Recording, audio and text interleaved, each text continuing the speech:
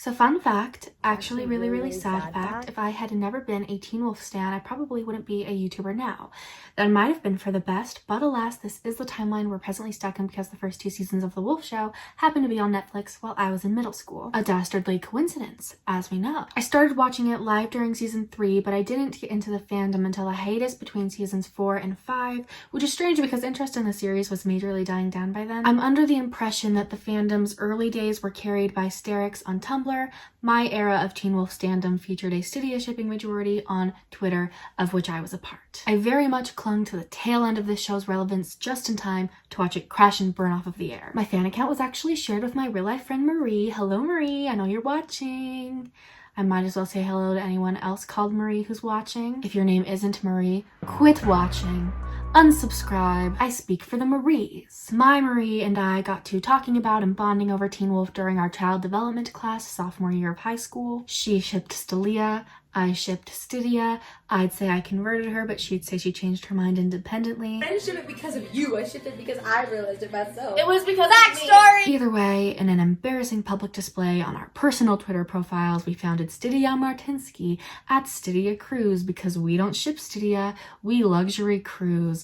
Welcome aboard. It was a different time for Stan Twitter. Okay, this was back before we even called it Stan Twitter. We were still mere fangirls. I've privated our account, but if you happen to be following us, shut up about what's on there. This is a threat. I will let you in on our pinned tweet being a thread of every Stydia scene ever because it took me literal days, and now that it's privated, I want my efforts memorialized. Also check out my Spotify for every canonical Stydia song. Despite how mortifyingly cringy she was, I'm proud of my past self for creating that profile, and not just because it was all worth it to once be featured on the After show. That might have been the highlight of my career, but the important thing is that Stydia Cruise is directly responsible for my moderate YouTube success. I'm talking about the Frank Zappa to Juliacudney pipeline. In 1982, Frank Zappa and Moon Zappa released their hit song, Valley Girl, popularizing the stereotype. Barf me out, gag me with a spoon. Just a year later, in 1983, Atlantic Entertainment Group released the film Valley Girl to capitalize. Julie's cool. Randy's hot. She's from the valley. He's not. Valley Girl. It did well enough to assist in launching Nicolas Cage's career, of all people, and the studio decided to release another low-budget comedy in 1985, Teen Wolf starring Michael J. Fox. He's a wolf in teen's clothing. And tonight is his night to howl. Teen Wolf. Fast forward a couple of decades to 2011, and in an effort to ride the coattails of The Vampire Diaries, which was riding the coattails of Twilight, MTV rebooted Teen Wolf as a sexed-up series. I suppose if we zero in on the Twilight of it all, this is also the 9/11 to Juliacudney pipeline. The point is that you're watching this right now because enough of our Twitter followers wanted to watch Marie and I fight about Parrish on YouTube. Anyway, Parrish sucks and I hate him. Give me your facts. Why? Other than, first of all, he's irrelevant. Definitely don't go back and watch her old reaction videos though, and not to spare me the shame, to spare yourself the experience. They are not good, and I was incredibly annoying. What? I saw a spoiler and I'm so mad! Okay. No. It was a notification! I won't say it. It was a notification. My sincerest apologies to anyone who's ever known me. Anyway, I've been meaning to revisit and relay my opinions on Teen Wolf for some time, and when better than while the cast is busy embarrassing themselves campaigning for a revival. Okay, that's not entirely fair. What's happening is they're being pestered during various live streams and interviews to explain where season 7 is, because I guess nobody else got the memo that the show was canceled in 2017. And usually they fan the flames better than they put them out. We are just a man on the totem pole. We have no power to make a show come back. You guys do. But I'm not the right person to be tweeting at and Instagramming. If you want to make a show come back, tweet MTV. Tweet MGM. You guys have the power. You have to email, tweet, at, whatever it is. MGM, MTV, things like that. Sometimes they start entirely new fires. So I think, tell me if you guys agree. What do you want more? Do you want season 7 of Teen Wolf or a wrap-up for like a movie? Tyler Posey specifically seems desperate for employment, but these other actors are just trying to pawn you off on corporations. Guys, there's no season 7 of Teen Wolf. I hate to break it to you. I get this question all the time. I'm just a hired gun, guys. No, it's been over for 3 years. 3 years. It's like when you ask your mom for something and she says, ask your father, except you're asking Holland Roden, van lifestyle YouTuber where Teen Wolf Season 7 is, and she's saying, ask Viacom, until we're left with a number of fans believing that this dead and buried series will resurrect if they just tweet hard enough. Fellow alphas, betas, and omegas, I'm like 99% sure that Teen Wolf's not returning, especially not ideally. There's been talk of a Teen Wolf-esque project, whatever that means. There is like a Teen Wolf-esque project, but again, it's not confirmed, so I don't want to say if you know any more details about that. But yes, there might be something Teen Wolf related, but there's no season 7 that I know of. Jeff Davis, Teen Wolf's showrunner, offered a statement to the YouTube channel Teen Wolf News saying that MGM is interested in rebooting the property, but MTV is unaffiliated. That would mean they couldn't use any of the series' original characters or settings, which is noteworthy because nearly all of the characters and settings are original. Even Scott, our lead's surname, is different from his predecessors. Beacon Hills, as we knew it, is dead. We can only hope that the Teen Wolf-esque project Holland mentioned 6 months ago isn't a second unrecognizable reboot of the movie. That's not what the fake trailers going around are advertising. That's not what you're asking for. I mean, I would like that better than what you are asking for. Personally, I'm not fond of the precedent shows like B99 have set for fan mobs sprouting about whenever a show gets canceled. It's like, so you bullied Ryan Reynolds into tweeting about Anne with an E. And now what? And now what? There was at least a good reason why Anne with an E should have been renewed, that being that they introduced Indigenous suffering without delivering the same catharsis they offered to their other marginalized characters. 100 episodes of Teen Wolf, on the other hand, is a perfectly respectable number. Are you not satisfied, Marie? I feel that you're setting yourself up for disappointment, believing MTV will revive a series that's most recent season performed as comparatively abysmally as Teen Wolf's did, especially considering how small a percentage of its fan base is even asking for more. The free Teen Wolf movement has support, but not nearly enough. Remember, I was in its fandom until this show's dying breath, and back then, most of us were happy to bid it adieu. Unlike all of the recently canceled Netflix shows with renewal campaigns, Teen Wolf wasn't axed prematurely or without warning. The cast and crew knew their last 20 episodes would be their last 20. The questions they left unanswered intentionally for ambiguity's sake. They were on air for the better part of a decade. Only 2 out of 6 original series regular cast members from the first season remain. It peaked 3 seasons prior to its last. I mean, do you really want MTV to pick up where they left off? Because in my dishumble opinion, Teen Wolf as we knew it was over before it even ended. This here is my personal ranking of the seasons of Teen Wolf, and despite a few objections, my Twitter followers seem in agreement. I have demoted 6A down a peg since I tweeted this because I realized I'd been attributing one of its plotlines to 6B, but for the most part it still seems like I fall in line with fan consensus on this one, which is why it's notable that my list is nearly in ascending order. Season 3 and the first half of Season 6 are what keep it from being an exercise in counting. Just to be sure I wouldn't accidentally overconfidently express an unpopular opinion though, I did conduct a poll on YouTube asking you guys if you agree that the Wolf show declined in quality over time. Lucky for me, most of you whomst are cultured are also correct. So what I want to do is let you, Marie, in on my thoughts regarding each season chronologically and hopefully get through to you, Marie, why I think Wolf Teen jumped the shark, or for our purposes, jumped the Canema. I'd just like to convince you that it's better we don't dig up its grave. Before that though, let me inform the uninitiated on the basics of Teen Wolf's lore, which I'm not as well versed in as I ever thought I was. Seriously, I've noticed a lot in working on this video that I just didn't catch watching and rewatching the show. I was simply along for the ride. Or I zoned out whenever Deaton sat us down to explain the mythology. Deaton owns the vet clinic where Scott works, and he's a druid, which means he's an emissary, which means he's a black side character who knows a thing or two about a thing or two. When our heroes are in trouble, they'll confide in him and he'll be like, oh, I know exactly what needs to be done. You 3 need to be drowned in ice baths by whoever I ship you with in order to transport your subconsciouses into the pilot where they'll stumble upon the magic tree you're looking for. What I can tell you is that there are 3 kinds of werewolves: alphas, betas, and omegas.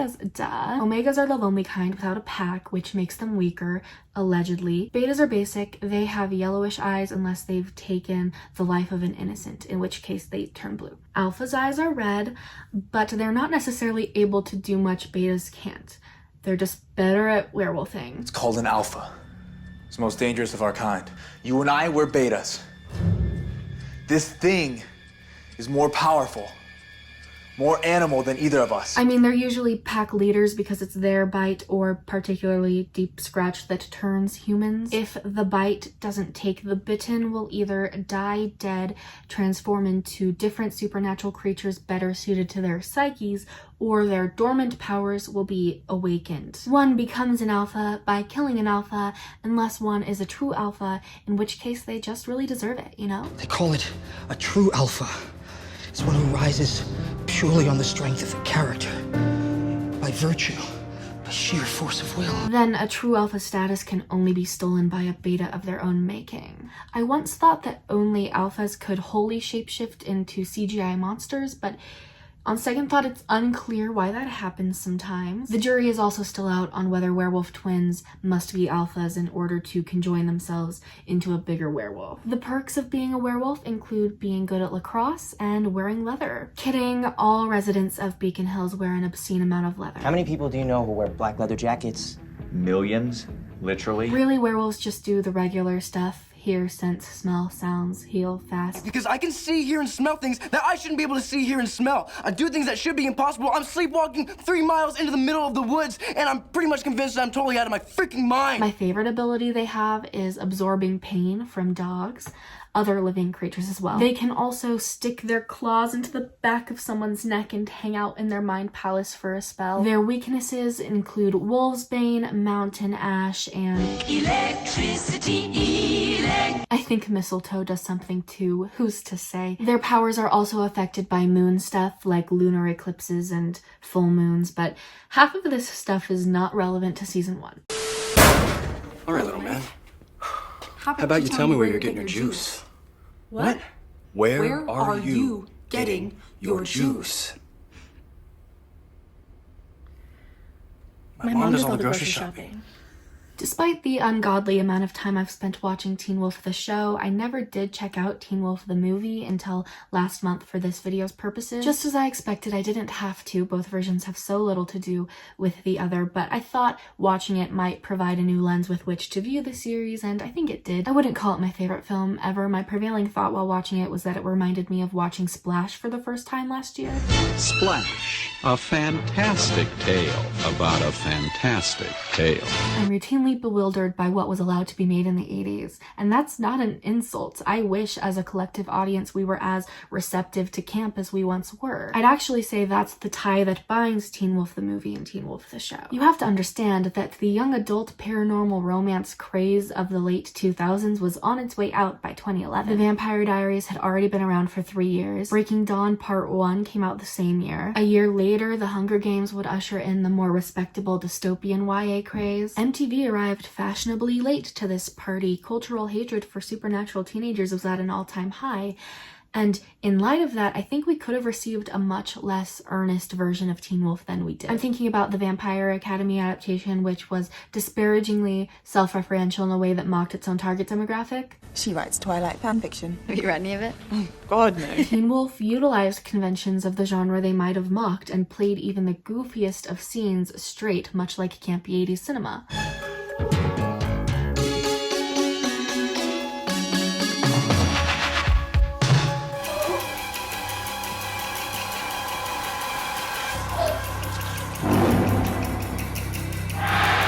I'm not saying it was never self-aware, but it was genuine. The creators cared what they were making. It's easy now to be self-deprecating about my past life in the Wolf Show's fandom, but back then we didn't love it with a side of irony. We just did, Marie. There's a simplicity to the first and second seasons, which I think earned Teen Wolf its diehard following. It was just so wholesome in its efforts. I consider the pilot fantastic for setting up easily digestible conflict. Scott McCall, asthmatic lacrosse bench warmer, goes and gets himself bit, and his newfound abilities might improve his social standing, but what's popularity when you're being hunted by your new girlfriend's dad or being coerced into killing all of your classmates by an anonymous alpha? Season 1 is a testament to how entertaining this show's bare-bones format can be. From here on out, it becomes obsessed with getting darker and darker, literally and figuratively. Near its end, I couldn't see anything, but considering the first season is my third favorite, second only to both halves of season 3, I think their endless attempts to complicate the mythos only served to improve the show once. It's a teen drama about a wolf boy. Sometimes his big adventure should be sneaking into the school dance, and his biggest problem should be keeping his condition a secret. As of yet, Scott isn't the pure of heart leader he'll become. For now, he's more so annoyed by all of the life or death situations that come about when you're a wolf boy. I don't care what you say about him making me his pet or Part of his pack. whatever. I have homework to do. I have to go to a parent-teacher conference tomorrow because I'm failing chemistry. You want to do homework? Or do you want to not die? He just wants to play lacrosse and date Allison. Then you help me figure out how to play lacrosse without changing. Because there's no way I'm not playing that game. Yeah, but you didn't do it, which means you're not a killer. And it also means that I can go out with Allison. I was gonna say it means you won't kill me. Oh, yeah. Allison Argent is Scott's love interest, and she's not like other girls. Because I freaked out like a total girl. You are a girl. I freaked out like a girly girl, and I'm not a girly girl. Sorry, she's not a girly girl. Really, she just cries all the time and then apologizes profusely for it because it's so unlike her. I'm not crying to get out of the ticket. I just, I don't want you to think I'm like this. So please, write me a ticket. I need you to write me a ticket, okay? Okay, I don't see how that's gonna really make you feel a lot better. It's so humiliating. I swear I'm not like this. I understand. This isn't me. This is not me. I make it sound like I hate her. I love Allison, and I actually think the best thing they do with her is make her resent her own vulnerability. I want to not be scared. That night in the school, I felt utterly weak. Like I needed somebody to come in and rescue me. I hate that feeling. I'm not fearless. I'm terrified. I'm always terrified. I act like I know what I'm doing, but I don't. You see, we can forgive her for saying she's not a girly girl because she is one, in denial. She even gets a girly girl power moment come season 2. Especially when all these other girls are just letting their entire high school lives be defined by some boy they're just praying will take them to senior prom. Can I be strong and go to prom? Hers and Scott's relationship is super cute outside of the fact that he could kill her, but he won't. But he might, but he doesn't want to. She doesn't know he's a werewolf, nor that she's living with werewolf hunters, so as far as season 1 goes, she's mainly the girl nobody wants finding out about werewolves, except for her Aunt Kate, who totally wants her to find out about werewolves. I've never been able to take Kate seriously as a villain because she's played by Jill Wagner of Wipeout, and around the same time I was getting into Teen Wolf, my sisters and I were mastering the Wipeout Wii game. Come on! Come on! And here's me, Jill Wagner. The girl who puts the color in color commentary. Too bad your sister bit it before she had her first litter. Too bad she howled like a bitch. When we cut her in half! They call them sleeper trees for a reason. The other Argents work according to this code of ethics that says they can't kill werewolves unless they have proof they've done harm, and they won't kill minors. Kate only pretends to follow it. She'd very much like to kill everyone, and she's well on her way to doing so. Her backstory is that she groomed this underage werewolf into trusting her and then burned his whole family alive. The werewolf in question was Derek Hale, who is our only non-teenage series regular. As far as he knows, he, his presently dead sister Laura, and his unresponsive uncle Peter are the only surviving Hale family members. Where the series timeline begins, he resides in the ruins of his family home and loiters as a hobby. Look at this dude. Wait till you see the... No.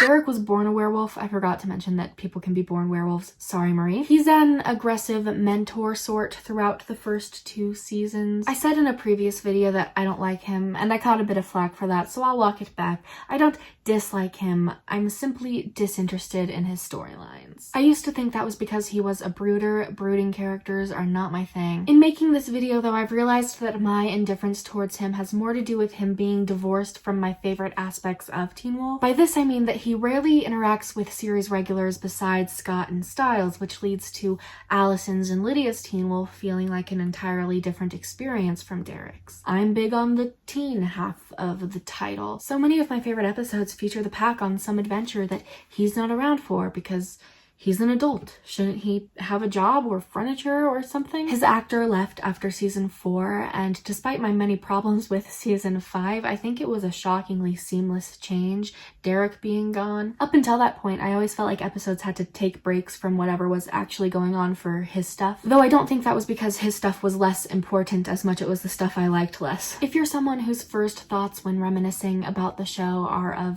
Hale House, The Loft, or shirtless men strapped to chain link fences, then I'm convinced you have the antithesis of my viewing experience. My reminiscent thoughts of Teen Wolf are of lacrosse games and school hijinks. I'm sure plenty of you enjoyed every side of Teen Wolf, but if you're somebody who was bored during Lydia's scenes the way I was bored during Derek's, then we just have different tastes, is all. I rise when Lydia graces my screen. I pledge allegiance to Lydia Martin, the best character handled by the worst writers in all of America. Kidding, I have the writers to thank for Lydia, and she is my favorite character. Her place in season 1 is probably the most similar to her movie counterparts, Pamela. They're both vapid girls who come on to Scott no sooner than he becomes popular. It's clear there's more to Lydia than meets the eye, but as of yet, most of what we get is what meets the eye. Probably a cougar? I heard mountain lion.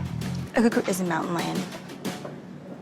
Isn't it? She's dating Jackson Whittemore, who's a necessary, if unwelcome, presence throughout the first 2 seasons. His whole thing is that he's going to absolutely lose it if he's not the best at lacrosse because he's adopted. He's never met his biological parent. Yeah, that's right. It's the need to please, the overachieving. I guess somebody had to be suspicious of Scott's new gymnastic ability. So, don't think for a second I've given up on finding out what your little secret is. Then there's Styles Stilinski, Scott's best friend, and the reason people like Teen Wolf. There have been times when I've resented how much more popular he is than every other character, but 3 things cannot long be hidden: the sun, the moon, and the truth. The truth is that Styles is the best thing about Teen Wolf. In the same video I said I disliked Derek, I said I found the Vampire Diaries unfunny. I'm actually watching it all the way through for the first time right now. It has its moments, but I maintain that The Wolf Show is funnier than The Vampire Show, in large part thanks to Dylan O'Brien and Orny Adams. I mean, credit is due to the writers, of course, but comedic timing radiates off of these two. It's true also that next to Scott, Styles is the most well-connected character. He has unique bonds and dynamics with most other recurring characters, evidenced by the fact that he was shipped with everyone. It's worth noting that he's like canonically bisexual. What? Do you find me attractive? And I also gotta say, this newfound heroism is making me very attracted to you. Shut up. No, seriously. Do you want to just try making out for a sec? Come to my place at 9. Plan to stay the night. I like to cuddle. That was so sweet. Are you kidding? Yes. I'm kidding. Okay, you don't toy with a guy's emotions like that. So you also like boys? Absolutely. Do you? I said I love you. Oh, shut up. Insane. Yeah, well, your face did. Obviously, most of these scenes are played for laughs and others are fairly queerbaity given how popular a ship Derek was, but they do exist and thus it is true. Rodriguez, Taylor, and, Bolinski. Styles. It's Biles. Call me Biles or I swear to God I'll kill you. Got him looking good out there, babe. Yeah, how would you know, Styles? So those are our characters, and that's season 1. Peter, Derek's uncle, was the alpha all along. He was killing anyone who helped Kate murder the Hale family or cover it up. A pretty decent motive, if you ask me. He's also one of only like 2 successful plot twist villains this show tries to pull off, and they try to pull off a number. Derek kills him to become an alpha, betraying Scott in the process because it's suggested that killing the one who bit you is the cure. Is there a cure? I've heard of one. I don't know if it's true. Well, what is it? You have to kill the one that bit you. This is never brought up past season 1, so Derek was either lying, wrong, or the writers decided they didn't want for there to exist a cure, actually. So Derek's the captain now. Sorry, the alpha now. I'm the alpha now. Jackson begs him to be bitten because he put 2 and 2 together at some point. Lydia was also bitten, but by Peter, and she's not healing nor dying, so something's up with her. Wolf Moon, Night School, and Formality are my holy trinity of episodes from season 1.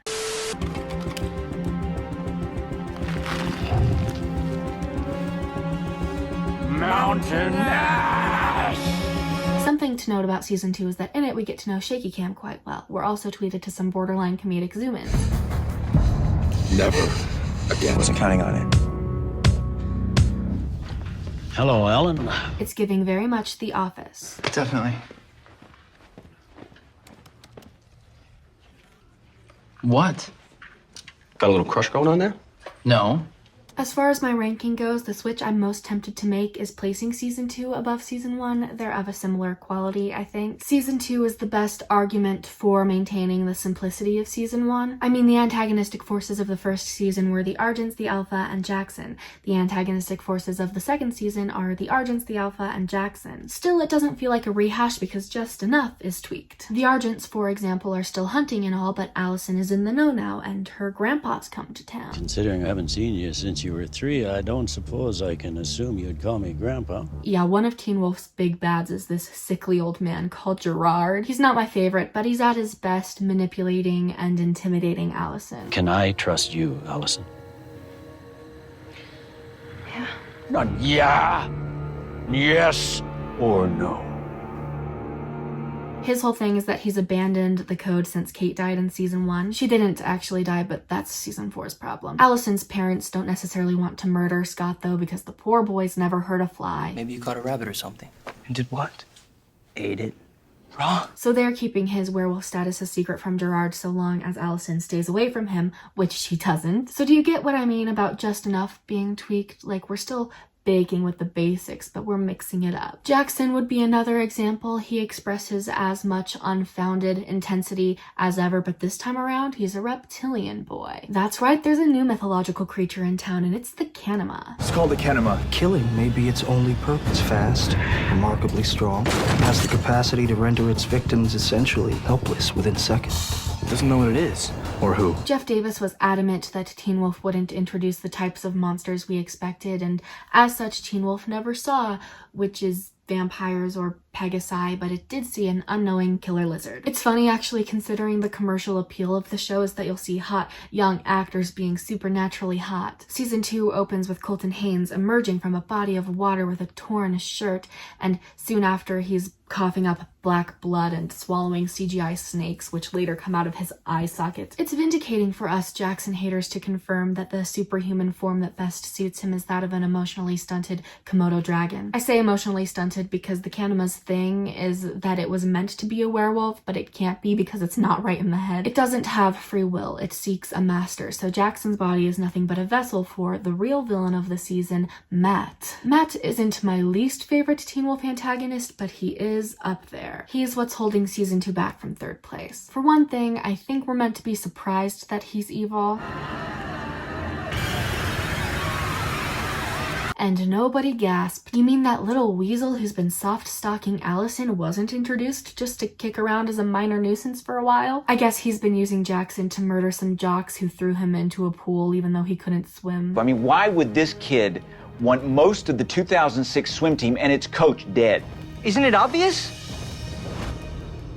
Our swim team sucks! An extremely weak motive for an extremely unintimidating guy. He was lucky to have a scary monster to do his bidding, because if this guy had to carry Teen Wolf's horror elements on his back, the whole season would have crumbled beneath him. This is the one controlling him? This kid?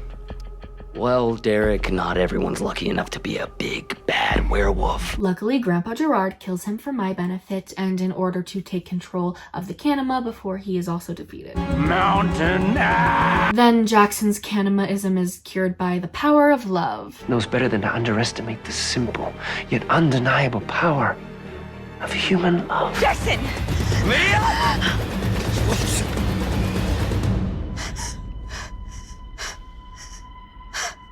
It's implied that he's just a werewolf now, but he appears in the finale as a hybrid, like with a tail.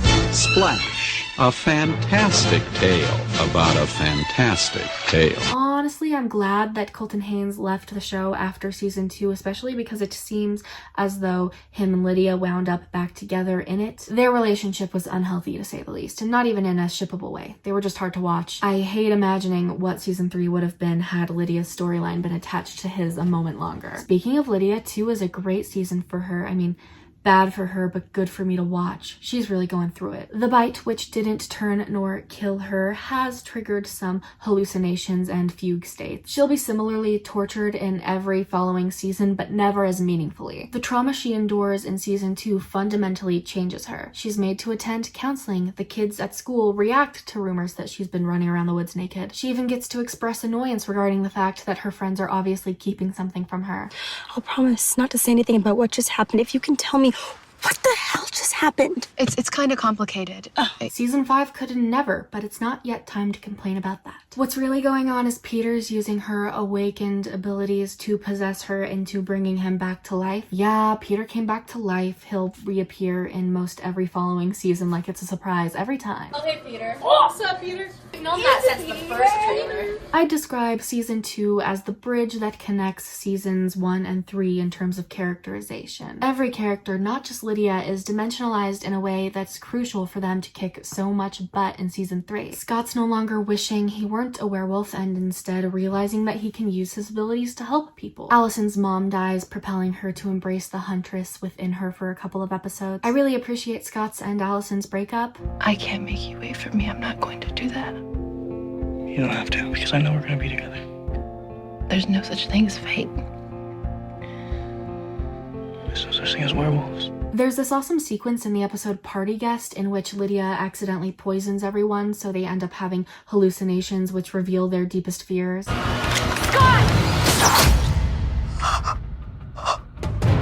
Look at you. Yelling for help. You killed your mother. You hear me? And now you're killing me.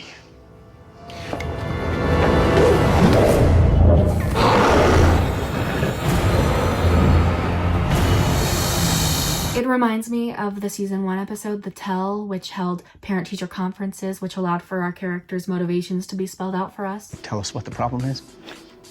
I wasn't aware that there was a problem. Academically, Lydia is one of the finest students I've ever had. I'd actually like to have her IQ tested. And socially, she displays outstanding leadership qualities. I mean, she's a real leader. So Stiles, great kid, zero ability to focus, super smart, never takes advantage of his talents. Yeah, we were hoping he might ease up on himself a little. He's always been real hard on himself. It's just something we assumed was an effect of him being adopted. These scenes might not be subtextual or subtle, but I so appreciate the effort they put into characterization. I think it's a major virtue the show loses over time. Anyway, you might think I've well covered season 2 now, but you're forgetting Derek was also there. Remember, he's an alpha, so he's busy building himself a little pack, which is mostly good for introducing 3 new characters in Erica, Boyd, and Isaac. They're all powerless high school students who agree to turn. Erica to cure her epilepsy, which I'm not sure I appreciate in hindsight. Boyd because he wants to be special, I guess, and Isaac to escape his abusive father. These 3 are pretty well loved by fans despite Erica and Boyd being unceremoniously killed off one after the other next season. Isaac sticks around the longest and he's one of my favorite characters personally. She can do it.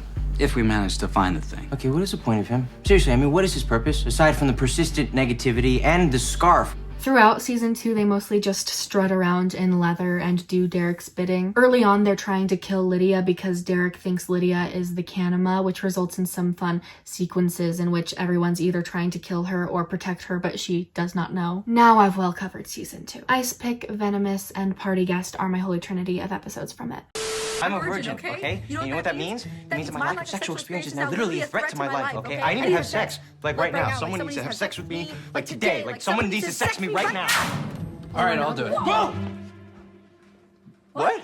I'm gonna go out on a limb here and say that season 3 is the only good season of Teen Wolf. I know that's bold of the co-founder of At Stydia Cruise, We Don't Ship Stydia, We Luxury Cruise to say, but am I wrong? I love this show, I just know what it is. This is Wolf Teen, featuring the shirtless boys and juvenile humor. I wouldn't recommend it to just anyone. Season 3, I might. I mean, I don't, but hypothetically. Seasons 3 and 6 are double the length of an average season, separated by mid-season finales and hiatuses. They came in 2 parts, which the fandom always dubbed A and B. I do prefer 3B to 3A, but honestly by a slim margin. I would ask how the same people who wrote season 3 wrote season 6, but they didn't, really. Teen Wolf was a long-running show with writers entering and exiting a revolving door. In the end, I blame everything I liked or disliked on Jeff Davis because it's unclear what everyone else was up to. Like in the Stydia fandom, fandom, we always thought Angela Harvey was going to bat for us because some of their best scenes are from her episodes, but when the show was ending, she revealed on Twitter that she was one of the writers campaigning for them to stay platonic until season 5, episode 16. Even my old friend from Twitter, Will Wallace, turned out to be a Stelia shipper. They live among us. Not to be a Jeff Davis stan, but I've come to the conclusion that he carried my ship on his back, as well as the quality of the show. Unrelated, of course. Mostly. Believe it or not, I find it to have been of better quality the more involved he was. He relinquished a lot of creative control near the end, but as of now, we're meant to be talking about 3A. So let's flip it and reverse it. The first half of season 3 introduces us to 2 new foes, and despite my love for this season, the Alpha Pack does underwhelm me. The Alpha Pack is what it sounds like it is. A pack of alphas. A pack of them. An alpha pack. They're led by Deucalion, who is blind. He's a more aesthetically appealing villain than he is a genuinely scary one. Even as a werewolf, his threat level is comparable to that of Gerard's. They remind me of each other because they're both so dramatic. We find them. We kill them. We kill them all. I am the alpha of alphas. I am the apex of apex predators. I am death, destroyer of worlds. I am the evil wolf! We love them for it. The Alpha Pack also includes Miss Acrylic and Baldy. They don't have personalities, they're action set pieces. The most noteworthy alphas of the pack are twins Ethan and Aiden because they stick around for as long as Isaac does. Unlike him, I find them to be unnecessary and indistinct. They're Jackson replacements as far as I'm concerned. Freshmen, tons and tons of fresh men. You mean fresh boys?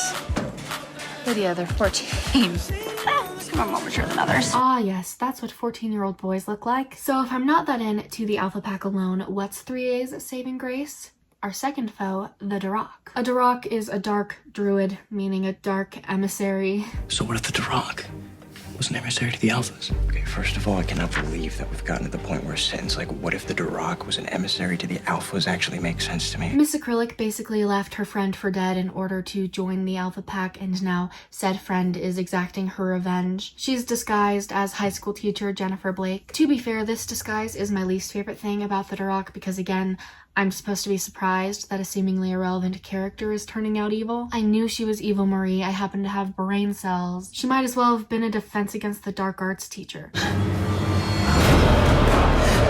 You're gonna make out with Derek during the worst scenes of Motel California and expect me to care that you're evil. It's the functionality of the Duroc that I adore. Jennifer is doing some classic ritualistic murder to power up before taking on the alphas. So we and the characters slowly realize that sacrifices are being made in groups of 3: virgins, warriors, healers, philosophers, and guardians. The season operates kind of like a crime drama with werewolves on the side. There's a lot of detective work involved with connecting the victims. It all culminates in one of Teen Wolf's more emotionally resonant resolutions, in which Scott, Styles, and Allison have to invite imminent darkness into their souls in order to save their parents. If you think too hard about the mythology we're working with, it is quite silly, of course. There's this magic tree in the forest that's power has been dormant for a while. It's called the Nematon. It's where Jennifer is holding their parents hostage, and in order to find it, they have to temporarily stop their heartbeats in ice baths. I've never thought that hard about it, but by doing so, they're also awakening its power, meaning that from this point forward, it will act as a beacon of supernatural creatures. This kind of power is like a magnet. It attracts the supernatural. It's basically a plot device, and you know what? Fair enough. If the magic tree is why new antagonists will continue to show up, the magic tree is why new antagonists will continue to show up. It's noteworthy also that being surrogate sacrifices for their parents gives them depression. It'll also have an effect on the 3 of you. You won't be able to see it, but you'll feel it. It'll be a kind of a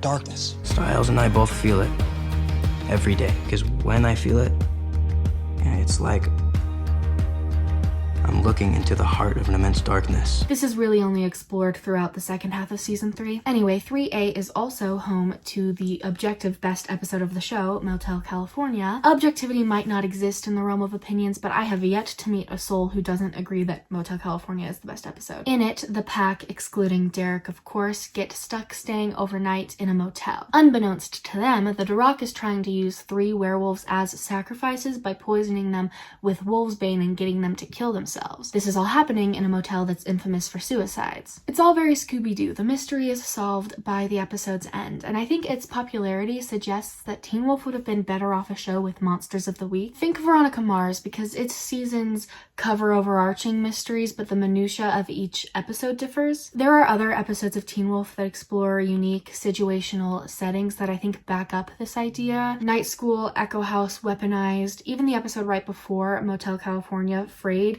takes place mostly on a bus. I say all of this as a massive fan of bottle episodes in general though. I love for my characters to be stuck in a room together. Speaking of my characters, they're what really makes season 3 both halves. 3A is when Scott becomes a true alpha, and his and Allison's season 2 breakup really allows them to explore independent facets of themselves here. Lydia is in the know now when we find out she's a banshee. You have no idea what you are, do you? The Wailing Woman.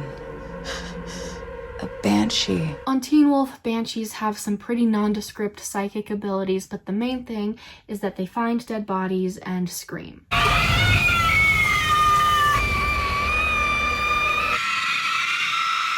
They're either my favorite mythological creature on Teen Wolf because Lydia is my favorite character, or one of the reasons Lydia is my favorite character is because banshees are my favorite mythological creature on Teen Wolf. Either or. I tend to appreciate softer magic systems that allow for iconic imagery. Lydia gets to do a lot of cool stuff, and while what werewolves can or can't do might be better defined, that really boxes us into only really seeing them grow fangs and fight to electronic music all the time. You got the epic motherfucker.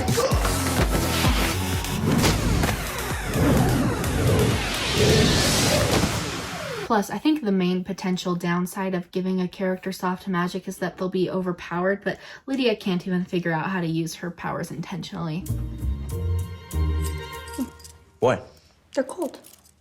You told me to call you if there's a dead body. Well, you found a dead body? Not yet. Not yet? What do you mean, not yet? Lydia, you're supposed to call us after you find the dead body. Oh, no, I'm not doing that again. You find the dead body from now on. She provides clues, not solutions. I know, it's a tree. Yeah, it's good, too. Thank you. No, but that's the same one, though. Same as what? It's the same one I always see you drawing in class. There, see? I can even appreciate 3A's Derek, not his romance with Jennifer, because actually I hate that for him, but his flashback episode. We see that when she was a teenager, he got his girlfriend turned and she died. That's when the idea that werewolf eyes turn blue when you've taken an innocent life comes into play. They just love to pile a tragic backstory onto this guy. His sister, Cora, has also come to town. I could have really loved her had she been around for longer than these 12 episodes. As far as I know, she was meant to stick around, but Adelaide Cade got busy with Rain. Her blunt personality and relationship with Styles lead me and others to believe that had she stuck around, Malia wouldn't have been written in. Malia Tate is a character introduced as a love interest for Styles in 3B. Some people also think, though, that Cora herself was a replacement for Erica because she too had a flirtationship with Styles. Styles. You make a good Batman. Oh. You know, next time I put my lips to your mouth, you better be awake. Just let her go, please. It's unclear why Gage Golightly left the series, but it's pretty easy to imagine her character taking Cora's place. The most important role Cora plays is being the person Derek sacrifices his alpha status to save. She's his sister, but there's no reason to believe he wouldn't have done it for his beta. Whenever people point all of this out, they receive pushback saying it's sexist to perceive all of these female characters as being interchangeable. I strongly disagree, because what's really happening is we're calling out the writers for treating their female characters as interchangeable. This isn't to say we can't love them and appreciate their differences, but it's kind of irrefutable that their narrative purposes are suspiciously similar. Of course, this is all conjecture, but if the writers weren't intentionally replacing them with each other, then we can at least criticize them for a lack of creativity. Green is not a creative color. I mean, couldn't we have received one sapphic character as opposed to 3 girls with sapphic energy crushing on Styles in rapid succession? You think you can hurt me by sliding your hand up his thigh? Wouldn't you like it better if it were your thigh?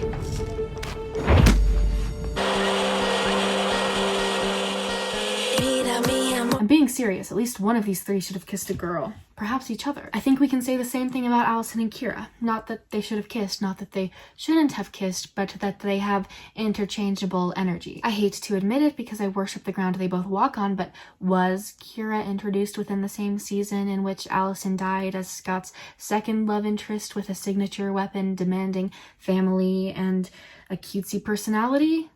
Yeah, she was. Even their title sequence features are identical. I mean, I know I said the twins replaced Jackson, but that's only because they all annoy me. The twins only matter because they're twins and alphas. Jackson is not a twin nor an alpha. It's not that I think Teen Wolf was egregiously bad at female characters or anything. I love all of these girls, but I'd say like a third of the Wolf Show's episodes don't even pass the Bechdel test, and when they do, it's not because women spend whole episodes solving problems together. It's because they occasionally have unearned heart-to-hearts and smile acceptingly at each other. I find Lydia's and Malia's relationship particularly annoying because they behave as if they hate each other's guts. What about Lydia? What about her? I'm not leaving without her. Why not? Sweetheart. Put away the claws. Can you please just sit down? But that tension is never squashed nor played up for laughs like the tension between Styles and Isaac. Can you at least try to be helpful? Please. For half my childhood, I was locked in a freezer, so being helpful is kind of a new thing for me. Okay, are you still milking that? Yeah, we are still milking that. I didn't need Lydia to get along, but if they weren't going to, I needed that to be a storyline. They would just link arms in season finales like they were besties all along. It was always said that Skiles, Scott, and Styles were the heart of Teen Wolf, and it was true, but if just some of their endless screen time had been allotted to Lydia or Malira, the show would have been better for it. Anyway, Afraid, Motel California, and Alpha Pact are my holy trinity of episodes from 3A. I'm so sorry to disclude Visionary and the Girl Who Knew Too Much. Everyone wants you, you know? You're like the hot girl that every guy wants. The hot girl? You are the hottest girl. What? I'm the hot girl. Yes, you are. An underrated virtue of the second half of season 3 is just how many beloved characters are present for it. Like I said, Allison's about to die, Aiden is also about to die, Isaac, Ethan, and even Danny are about to peace out of the show. This is their last hurrah, but we're also introduced to Malia and Kira. 3B is absolutely the glue that holds old school and new school Teen Wolf together. Your favorite character is present unless you have an out-of-the-box pick like Jackson, Liam, or Theo. I'll give you Liam, but if your favorite character is Jackson, you're gonna have to join my bad taste coalition. I founded it because I love Chuck from Gossip Girl. To be fair, Malia isn't that present. In episode 14, she's a coyote that the gang realizes is actually a were-coyote who indefinitely shifted as a trauma response to mauling her whole adoptive family to death. I'm as surprised as you are that they managed to come up with a sadder backstory than Derek's. She's not seen again until episode 20, in which Styles is admitted into Eichen House. Eichen House is a mental health facility, and it's such a cool location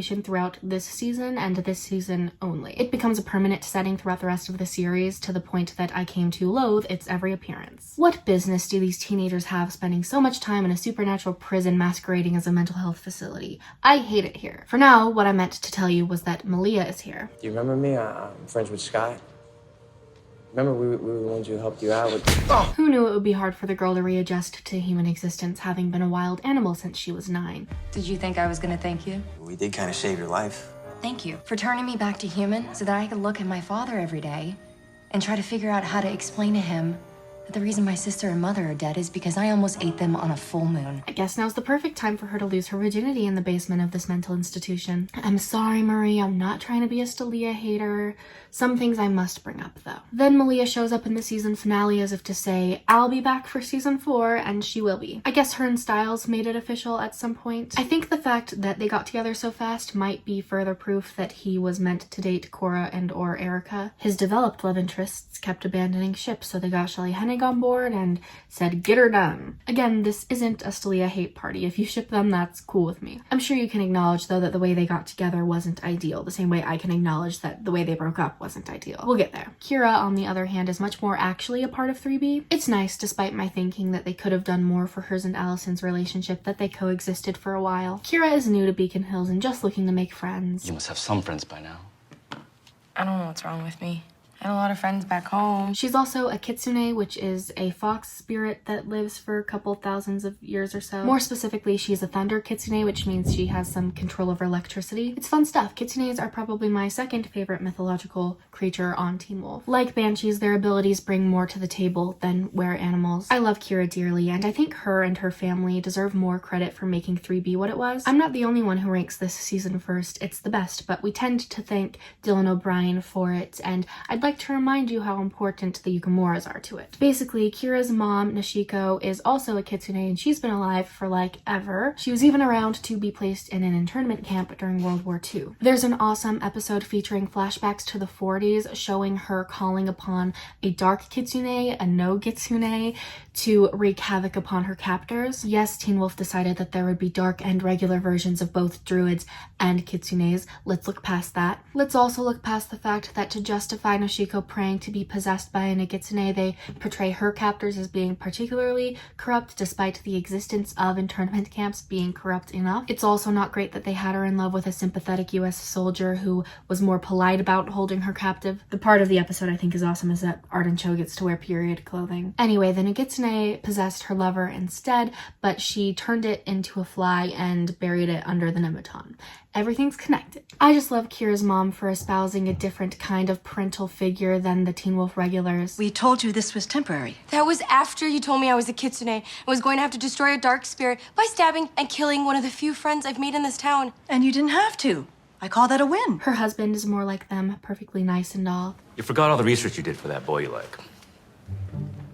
She's more like Chris Argent, but she doesn't get nearly as much credit. Okay, now I'll give Dylan O'Brien his flowers. This silly show did not deserve him. I'm not speaking hyperbolically when I say that he deserved an Emmy or a Golden Globe or something. If you haven't seen it, Styles gets possessed by the Nagitsune, and that's the crux of 3B. So DOB is playing Styles in his most emotionally vulnerable state, and at the same time, a 1,000-year-old fox spirit who feeds off of chaos. You're not gonna shoot my son. You said it yourself, Sheriff. That's not your son. Put it down. He's gonna shoot me. He's gonna kill me, Dad. Don't listen. Gun down. Put it down! Pull the trigger. Come on. Listen to me! You put the gun down now! Put the gun Dad. down! Shoot Put the gun down! Stop it. This is what he wants. This is exactly what he wants. Not exactly, but I'm glad you all have your guns out. But you're not here to kill me. You're here to protect me. Performance aside, it was obviously a good idea to torture Styles. He was the most well-liked by fans, and he was the most well-liked by his fellow characters. Putting him in danger created a steady stream of earned, emotionally charged moments. DOB and Styles aside, the Nagitsune was an independently compelling villain with a striking character design. It didn't have a motive, and its only goals were staying alive and making people miserable. Its power wasn't physical. If 3A was a crime drama, 3B was a psychological thriller. We could never be sure that we weren't watching dream sequences or false realities, and that sort of thing could have easily been stupid, a la 13 Reasons Why Season 4, but it never was. Wolf Teen had no business being as good as it was throughout these 12 episodes. In conclusion, if ancient spirit, why sexy? Then there's the matter of Allison's death, which was beautifully done in my opinion. I can't take your pain. It doesn't hurt. Crystal Reed was leaving, and they could have chosen to write her character off into a different continent like they did everyone else's. Not since he left for London. You mean since his dad moved him to London? Whatever. He left. And seriously, an American werewolf in London. But her death wound up being so memorable and iconic to the show. It's the perfect mix of bitter and sweet. Some of her loose ends get tied up, but she doesn't go out in a blaze of glory. This isn't even the season finale. The Nagitsune won this round. She's just a casualty. If I do have one complaint, it's that it is a little bit strange that her current boyfriend watches from a distance while she dies in her ex-boyfriend's arms. I mean, I agree that Scott was the right choice for the scene, but couldn't Isaac have been elsewhere? Anchors, Galvanize, Riddled, Insatiable, and The Divine Move are my holy quintet of episodes from 3B. I chose not to narrow it down to 3 because this is my video and the rules aren't real. Malia, what's your favorite food? Deer. Pizza? She likes pizza. Remember how I said season 2 is the best argument for maintaining the simplicity of season 1? Well, I did, And I think the opposite is true about season 4. I think season 4 is the best argument against maintaining the simplicity of season 1. As we've established, 3B was a total downer, but it was our downer, Marie. We reveled in its misery and expected it to matter. Instead, the writers were intent on immediately reintroducing fun to Teen Wolf. Road trips, homework, lacrosse, oh my. On paper, everything I could ever want, but it was jarring. The last we saw these people, 2 of their good friends suffered tragic deaths. Now we've time jumped past all of their grief, and this is the most we hear of it. She was Allison's aunt. And a total sociopath. You don't have to talk about it now if you don't want to. Yes, he does.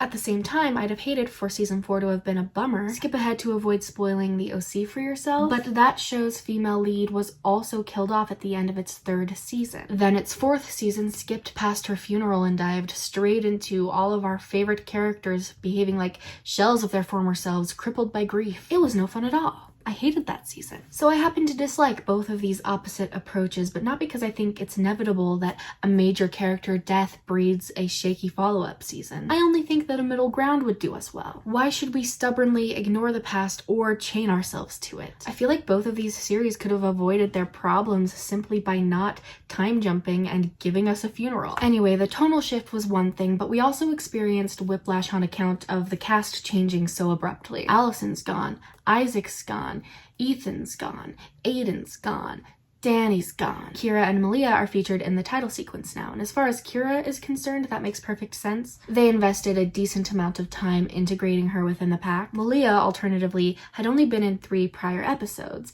In one of them, she was a coyote, in another, she only appeared for 50 seconds, and in the last, she only interacted with one main character. I worry about being perceived as a Stydia shipper out to get Malia for kissing Styles. That's far from the case. I'm an adult. I don't have energy available for hating fictional characters, for dating fictional characters who I'd rather be dating other fictional characters. I didn't even have energy available for that as a teenager. Up until a couple of days ago, I had false memories of being a total Malia hater, but luckily I have access to everything I ever tweeted about her, and it turns out Marie and I tended to champion love for Malia amongst Stydia shippers. We didn't hate her at all. We just desperately wanted her to read the lesbian master doc. The most negative stuff I found was about how I didn't warm up to her until her breakup with Styles because the Stylia relationship required her be a dependent character, and I was right. I agree with me. What can I say? I'm a smart girl. Despite her quick achievement of series regular status, the writers didn't actually have Malia speak to anyone besides Styles in 3B. That would have been fine if come season 4 they remembered to establish a relationship for her with anyone else, but they didn't. I hear you thinking, what about Kira? Weren't they good friends? And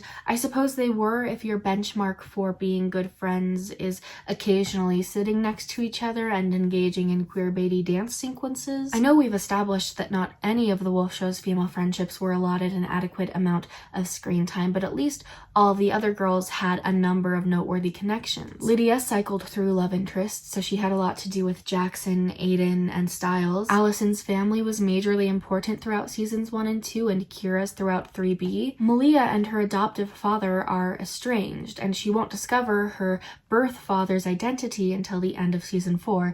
It's Peter, so during most of season 4, she's attached to Styles' hip. She'll hang out in group settings with other characters, but all of her meaningful scenes are with Styles. He's teaching her to control her shift. He's teaching her to be human. She's even living with him. She's literally like his pet coyote.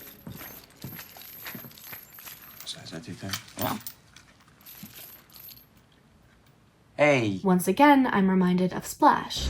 Splash, a fantastic tale about a fantastic tale. If you're unfamiliar, Splash is the story of a mermaid called Madison who falls in love with a human called Tom Hanks. I forgot his character's name. Much like Malia, Madison is a simultaneously sexualized and infantilized fish out of water who relies on an unlucky in love brunette to function. I'll direct you to Pop Culture Detective's video coining the Born Sexy Yesterday trope. Granted, Stylia isn't the most unhealthy version of this because Styles was also inexperienced when they got together. It's less predatory, but there's still an air of dependency that I don't like. In fairness, I should mention that there are 2 lines of dialogue that'll have you believe Malia's arc is to go from only caring about Styles to caring about everyone. I would never leave without you.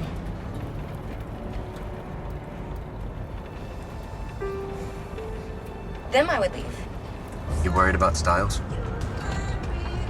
I'm worried about everyone. Sadly, I think this arc being told instead of shown renders it functionally useless. For the last time, I will clarify that I don't hate Malia, and if you ship Stelia, more power to you. I just happen to be making a video about my opinions on Teen Wolf, and I have a lot of negative opinions about Stelia. I do consider season 4 to be Malia's worst season, but like I said, she does grow on me, and that's not even to say that there's nothing I can appreciate about her here. Being a fish out of water, she carries this season's comedic elements. I'm also quite fond of her wardrobe, but not because it's good, because it's intentionally bad. When the other characters dress poorly, it's because they're walking Macy's advertisements, but she just never learned how to dress herself, and I think that's funny. 4 is also one of my least favorite Lydia seasons.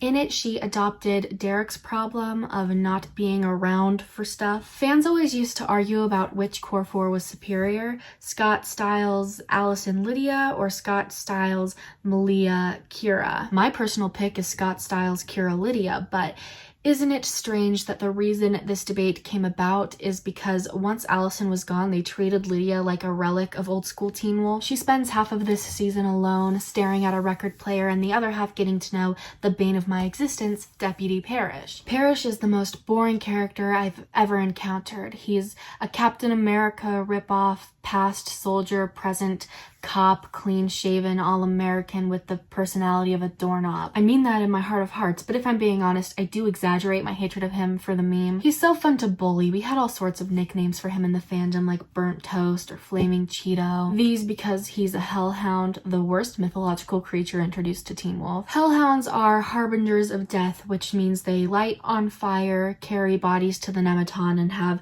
sexual hallucinations about teenage girls. Yeah, my hatred for the Flaming Cheeto also has to do with him being a predator. There's this Comic-Con interview that I hate in which Holland was asked about Marish, which she called Pydia, and she said it would never happen because Lydia was a minor, but Jeff pipes in to say that she wouldn't be for long. You are aware of the online, the craze to get Lydia with... What is the new STD hybrid now? No, Deputy Sounds like Adia. Deputy Parrish. Deputy Parrish.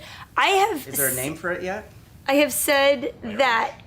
They remember that she's like 16, 17, right? No, Pydia will. I don't think Pydia will be happening. Is that safe to say? Pydia? I was like, she's a minor on the show. No. Yeah, she's like 16, 17. Not for long. Maybe that is a thing that's happening then. See? Luckily, nothing ever actually happens between them. It's all in his head. In reality, we just have to sit through them flirting for like 2 seasons. It's torturous. I know I said I don't have a problem with Stelia shippers, but if you ship Marish, we might have to duel about it. Kidding, but I do have questions for you, such as why? So yeah, 4 isn't a good season for Malia, 4 isn't a good season for Lydia. The best thing it does for women is let Kira join the lacrosse team. Oh. Wow. Nice catch. Anyway, I should introduce you to 2 important characters that come into play during season 4, Liam and Mason. Liam is good at lacrosse, which really upsets Scott and Styles. I hate seeing this little freshman come in and steal all your glory after you worked the tushy off. I hate it. He's not gonna steal all the glory.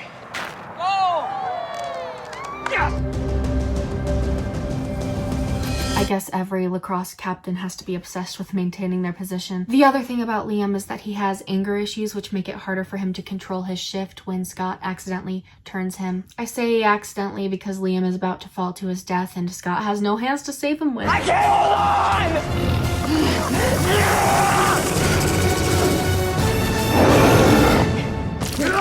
The contrivance would annoy me if I didn't understand how out of character it would be for Scott to bite somebody on purpose. I think it was a great idea for them to write him a beta, but Scott isn't a morally gray lead that makes questionable choices. They needed to come up with an unequivocally noble excuse for him to have one, and I'm glad they did. Some of my favorite moments from season 4 draw parallels between Liam's and Scott's relationship and Scott's and Derek's relationship. What are you talking about?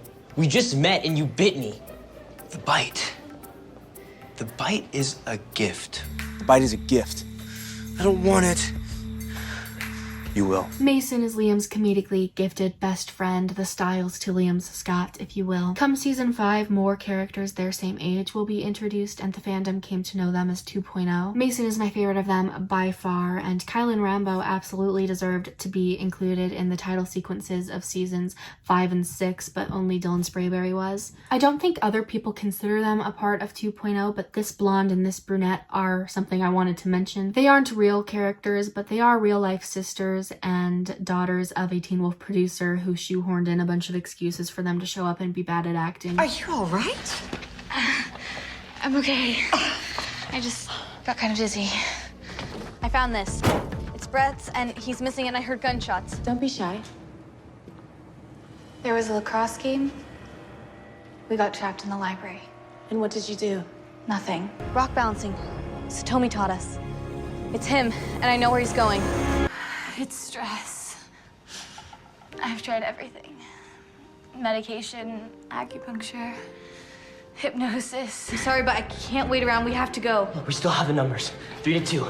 We're faster and stronger. They're smarter. I don't care who's smarter or faster or whatever. My brother's going to die. How strange is it that I've said so much about season 4 without mentioning the plot once? That would be because it's the one I remember the least, and I don't like it at all. Basically, where we begin, Derek has been temporarily reverted into his teenage self by Kate, who isn't dead but a were-jaguar. She wants to use young Derek's trust to get into a secret Hale family hiding place and find something I forgot about. Some other stuff happens, and then in the end, she tries to turn Scott into a berserker. You don't need to worry about what a berserker is. If I don't care, you shouldn't have to. Kate is ultimately defeated by an adult Derek who is now an evolved werewolf, which means he can fully transform into a wolf. This is Derek's last hurrah before he rides off into the sun with his new girlfriend.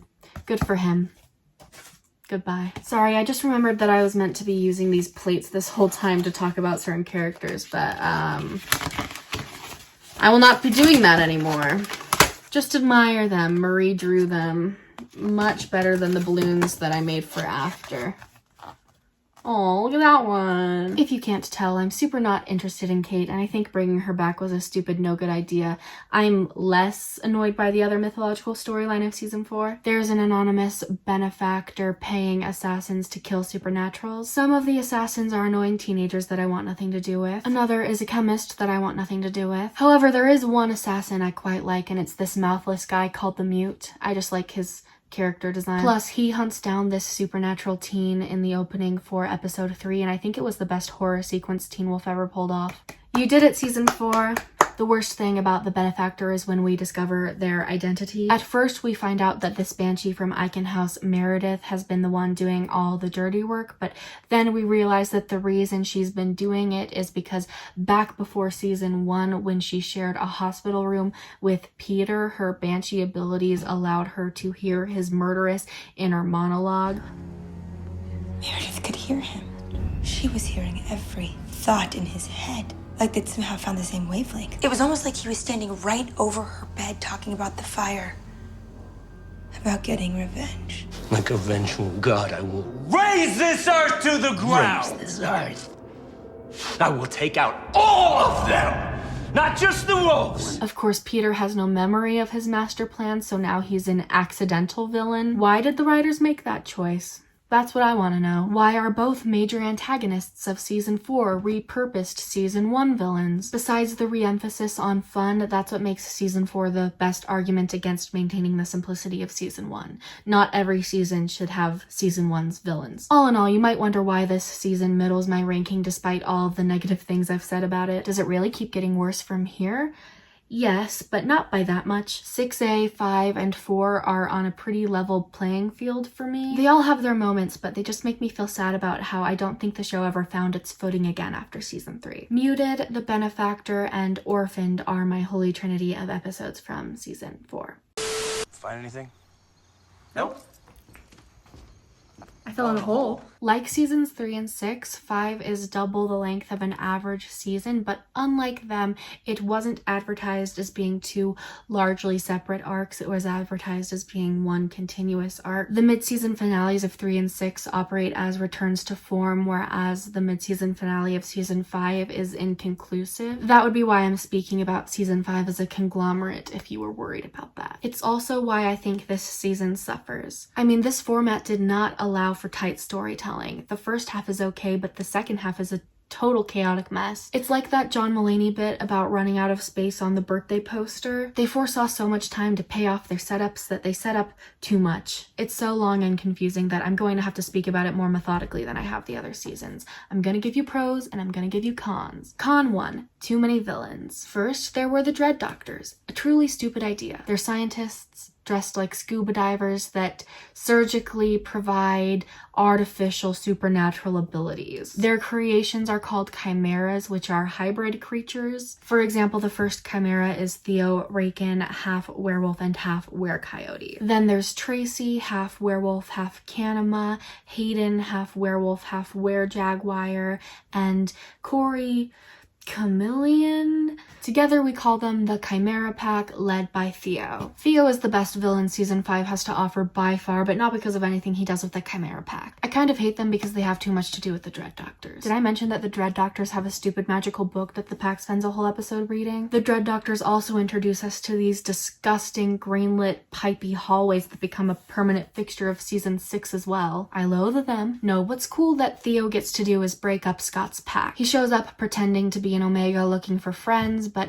really he wants Liam to kill Scott in the end, and in order to do that, he gets everybody fighting. He spends most of the season slowly getting into their heads and putting them into situations that force them into conflict. He's one of those villains that isn't good because they're entertaining like Void Styles, but good because they actually anger you. It's so easy to hate Theo, which is why it's kind of impressive that his little redemption arc is one of the only good things about 6B. Now that might already sound like a fair number of villains, but we're just beginning. There are also a couple of people from Eichen House that kidnap Lydia and drill a hole into her head. This is Lydia's worst season because she's hospitalized not once, not twice, but thrice. I hate that for her, especially because each time she rolls up to school or wherever the next day like nothing happened and nobody cares. She also learns how to use her banshee powers telekinetically, which I dislike because previously her strengths were never physical. I didn't need them to be. I had to sit through everyone else's boring fight sequences. I never wanted to do that with her. I mean, how did they manage to train her in physical combat and hospitalize her 3 times in the same season? We'll circle back to this. For now, I'm meant to be talking about villains. If the first half of the season is mostly the Dread Doctor half, then the second half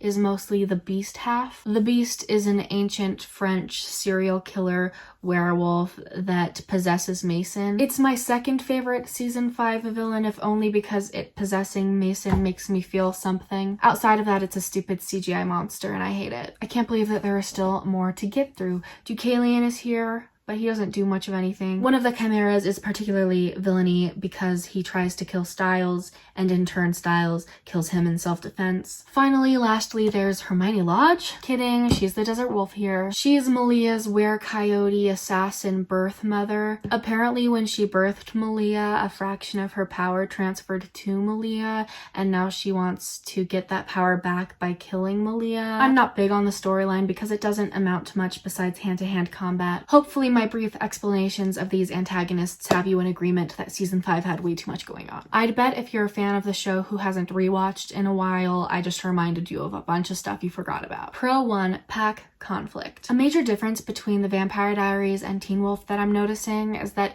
TVD features a lot more infighting. Its central characters are in constant conflict with each other. Even seasons that feature larger threats set aside a couple of episodes for somebody's humanity to turn off and for them to betray everyone. Teen Wolf doesn't operate like that at all. I suppose looking back on seasons 1 and 2, Derek and Jackson were at odds with Scott, but once Scott's the alpha and Jackson's gone off to London, everybody gets along. The pack solves problems together is all. They don't fight. In most ways, I prefer that. I mean, I just reached season 5 of TVD and I've lost track of all of the horrible things they've done to each other. I so appreciate Teen Wolf's sense of camaraderie. I do also appreciate season 5 challenging that. Like I said, Theo's trying to cause them all sorts of of problems, they're also causing themselves independent problems. For example, Theo sets up Styles for killing that chimera. Then Styles feels real ashamed because murder is a big no in the McCall pack, so he keeps it a secret. His lie leads to Styles fighting for like the first time ever. Why didn't you tell me? I was going to. You killed Donovan? You think I had a choice? That's the main thing, but Malia's also distancing herself from everybody because she wants to kill her mom, and murder is a big no in the McCall pack. Scott says we don't kill people. That's another huge difference between the Wolf show and the Vampire show. I like that Teen Wolf's leads are better people, but I also like that season 5 ventures into more morally gray territory. Styles and Malia both having murder on their minds is also what leads to their breakup. Obviously, I'm not their #1 fan, but for their fans' sake, I hate the way this all plays out. They don't even actually break up as much as they just casually stop being together. Are you gonna tell him about Donovan? You knew? I guessed. It didn't matter to me. That's why I never said anything. It matters to me.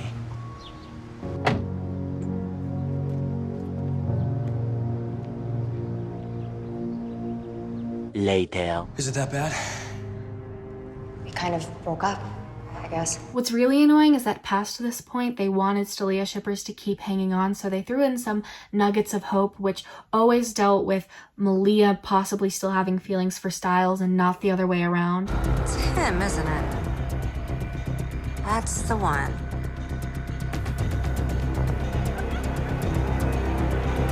I should be keeping Styles safe. I'll be fine. Clearly it happened that way because by this point they were reintroducing the idea of Stydia to the narrative, and I guess having him care at all about his breakup with his long-term girlfriend would have challenged that. So now even Malia at her most independent will not fully be over Styles for like an extra season and a half. There's also the matter of Liam trying to kill Scott, which is less a problem because murder is a big no in the McCall pack, and more a problem because he's trying to murder the McCall. It's the least interesting inter-pack conflict because it's basically explained away as being because of the supermoon and Liam's super anger issues. Kira also tries to kill Scott because her evil fox self is corrupting her. Lydia's probably the only character that doesn't fall out with anybody because she's busy being hospitalized and flirting with Parrish. I hate my life. It is cute though that the reason the band gets back together is to save Lydia from Eichenhaus. Now we get Lydia. I appreciate that. Lydia Protection Squad, I get it. Con 2.0.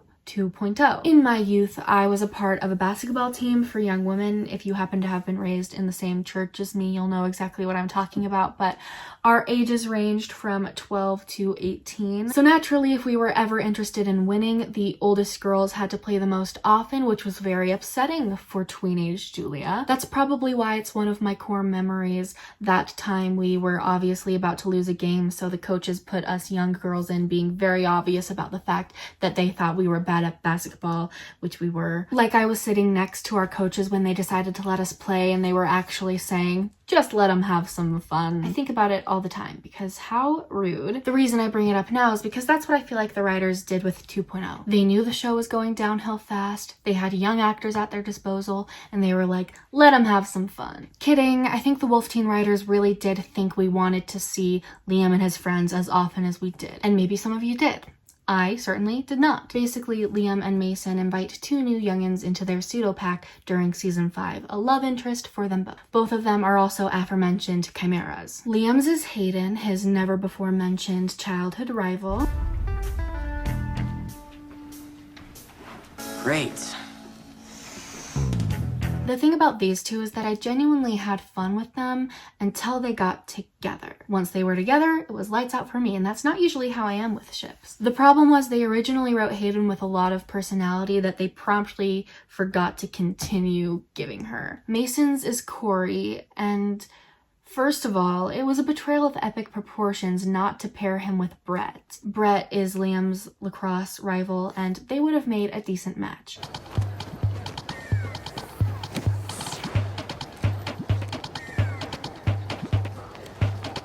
What do you think you're doing? Corey, on the other hand, is a mixture of boring like Parrish and annoying like Jackson. He's a petulant child who I would much rather not be around.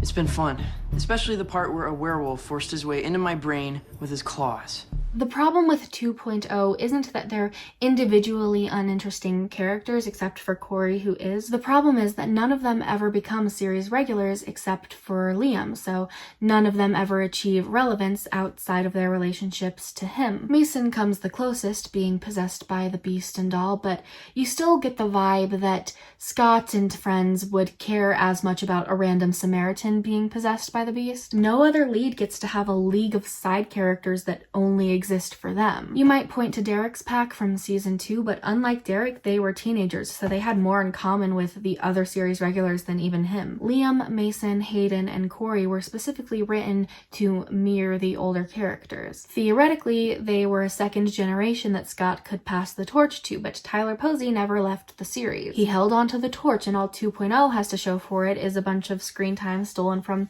the characters that we liked better. Pro 2, a proper Allison send-off. I'm happy to report that season 5 corrected season 4's mistake of pretending Allison didn't exist. Crystal Reed came back for an episode to play her ancestor because the beast is like related to the Argents. Then Scott's memories of her are ultimately what saved the day.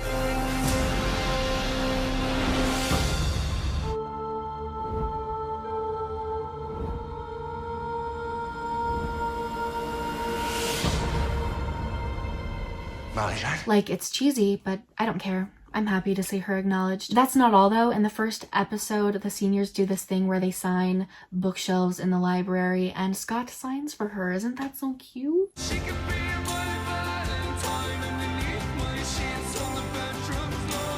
Con 3, the mistreatment of Arden Cho. Oh boy, so Kira spends season 5 battling her inner fox who's evil now, I guess. To address this, her mom takes her to meet the Skinwalkers of New Mexico. I thought about mentioning them as villains, but they aren't really. They're decidedly unfriendly, but they ultimately help save the day by fixing Kira's sword, allowing her to send Theo to hell with it. Now, to be clear, I didn't dislike this storyline as it was happening. I love Kira, and I love Kira's mom. I like the action sequences that Kitsunes get to do better than the action sequences anyone else gets to do. The problem is that this chosen plotline allowed for the writers to kick Arden Cho off of the show. Me again? I have to leave. Yeah, the Skinwalkers only agree to help Kira under the condition that she stay with them indefinitely in the desert. At the end of season 5, she is literally left in the desert and never seen again. That wouldn't upset me more than any other character's exit if Arden Cho had left like any other actor of her own volition. Arden made it pretty clear though that she wasn't leaving by choice, and there's no reason to believe that there were behavioral issues that made them want to get rid of her. She's like perfect. She had to get on her YouTube channel and say that sometimes shows with big casts don't have room for everybody. But yeah, sorry that there were some interviews where I said I was excited for season 6 because I think at the time we were assuming that we were back. And I think sometimes in a show where there's so many characters, there isn't always room for everyone and everyone's storylines, and so I guess that was it.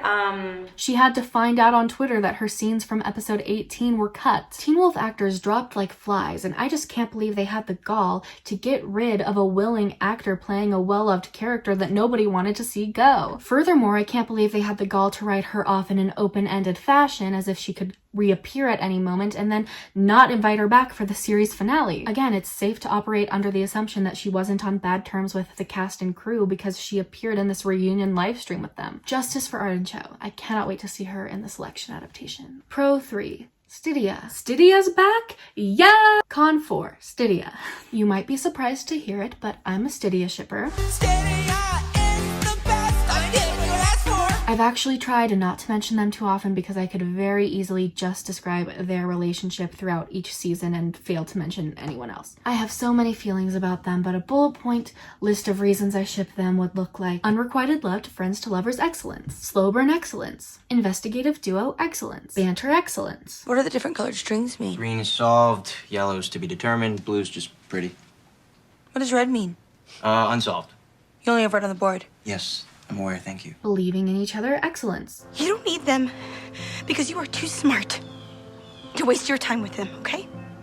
Styles, you're the one who always figures it out. So you can do it. Saving each other excellence.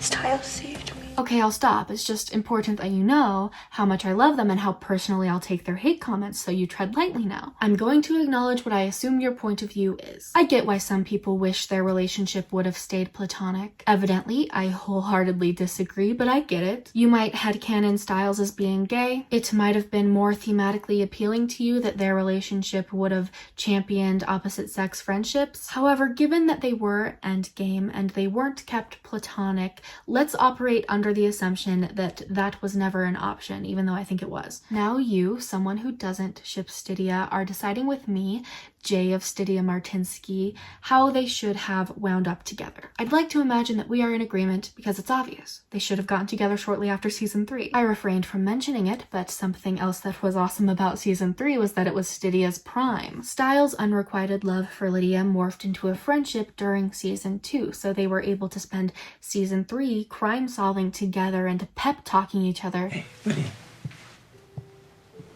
You've been right every time something like this has happened. Okay, so don't start doubting yourself now. I got you in trouble. Okay, look. Barrow was there, right? And look, if you wanted to, I'd go back to that school right now and I'd search all night just to prove it. They even kiss during season 3, though there is a plot-driven explanation for it, which is that Lydia's trying to stop his panic attack. That's not good practice, by the way. Remember, kids, don't have unprotected sex in psychiatric hospital basements, and don't kiss your friends mid-panic attack. My point is that season 3 gave the audience every reason to believe that Stydia would soon be romantically explored. When it wasn't, and Styles spent season 4 in a happy relationship, but still occasionally interacted with Lydia with the same level of intimacy as before, it gave the audience every reason to believe that all of their previous scenes open for romantic or platonic interpretation were, in fact, platonic. Does that make sense? Of course, in the Stydia fandom, we had all sorts of headcanons explaining their feelings for each other during season 4. I still choose to believe that Styles moved on because Lydia wasn't showing interest, but Lydia was hiding her interest. However, that's not canon. What's canon is that they abandoned Stydia's romantic development for a season, and then when they wanted to reintroduce it, the only way they saw fit was to half-heartedly break up Stylia and then repeatedly maim Lydia so that Styles could be sad about it. You see, that way Scott can tell us that Styles likes Lydia, and the Desert Wolf can tell us that Malia likes Styles, but nobody will actually know how anyone feels. He still likes her, doesn't he? Yeah, but it's different now. In the end, there's nothing that can stop me from loving Stydia scenes, even those from season 5. I especially love episode 16 for them, and even more specifically, this scene in which he thinks for a split second that Lydia is dead. It wrecks me. No. Come on, Lydia, wake up. Come on. Wake up. Can you hear me, Lydia? Lydia, you have to open your eyes.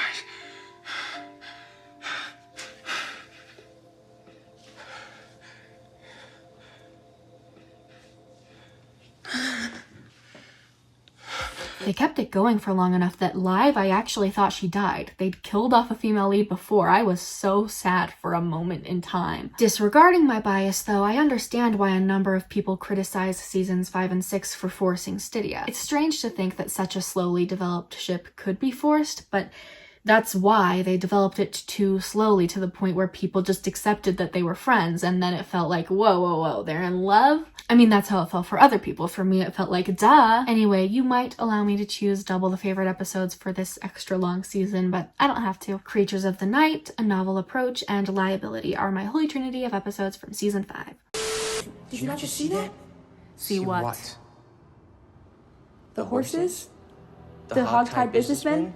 With magically dissolving ropes? Dylan O'Brien was busy filming The Death Cure during production of season 6, which would have been time-consuming enough even if he didn't also break his face. So understandably, Styles only appears in 5 of its 20 episodes. 1, 5, 10, 11, and 20. Naturally, they had to come up with some excuse for him to be gone, and they massively hit it out of the park as far as 6A is concerned, because they still managed to make the entire show about him. I mean it, we discovered back during season 3 that the show is at its best when it's all about about Styles. My apologies to Tyler Posey. What happens is the Wild Hunt comes to town. The Wild Hunt makes for a great antagonistic source because they're not necessarily sentient. They're just a band of horses that are gonna show up and do the bad thing they're gonna do. What they're gonna do is take people and erase every trace or memory of them. Obviously, they do it to Styles and the absolute pain of it all. Son, you okay? Oh, thank you. Thank God. Why don't you tell me your name? The episodes Dylan's a part of will have you convinced that you're watching the same show you loved 2 seasons ago. If you compiled just 6A's best moments, it could compete with the big boys up top. Unfortunately, the best moments are like amongst a bunch of boring garbage. DOB's half departure and Arden Cho's banishment to the desert left season 6 with only 3 30-year-old high school seniors to work with: Lydia, Scott, and Malia. I hope I'm not alone in thinking that this is a peculiar trio. It's not that Scott didn't previously have perfectly respectable dynamics with Lydia and Malia, but they were both always more attached to Styles. Scott would have sporadic moments of understanding with them, which I loved, but they existed because he's the main character as well as the alpha. He needed to have small moments, few and far between, with everyone. These two in particular were probably the series regulars he always had the least developed relationships with. Then their relationship with each other is something I've already addressed, not being huge on. But so what, right? Wouldn't this trio's lack of prior screen time together make this season fresh and fun? You'd think so, wouldn't you? But again, this season's emotional through line is all about their relationships to Styles. They've forgotten Styles. They're working on remembering Styles.